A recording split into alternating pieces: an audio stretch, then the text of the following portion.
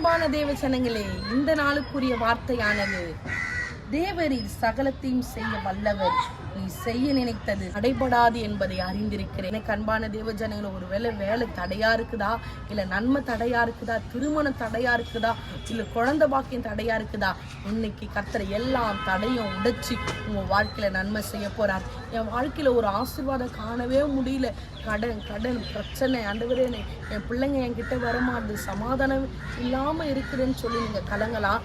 எனக்கு அன்பான தேவ ஜனங்களே, அவர் சகலத்தையும் செய்ய வல்லவர் என்பதை உங்க இருதயம் நினைக்கணும். அப்பதான் உங்க வாழ்க்கையில தடைப்பட்ட ஆசீர்வாதம் எல்லாம் உங்களை வந்து சேரும், நன்மைகளை தருவாரு. யோபு கூட நினைச்சாரு, வாழ்க்கையில எத்தனை தடைகள், எத்தனை ஏமாற்றங்கள், எத்தனை இழப்புகள், அத்தனையிலும் அவர் சொல்றாரு, என் தேவன் சகலத்தையும் செய்ய வல்லவர்.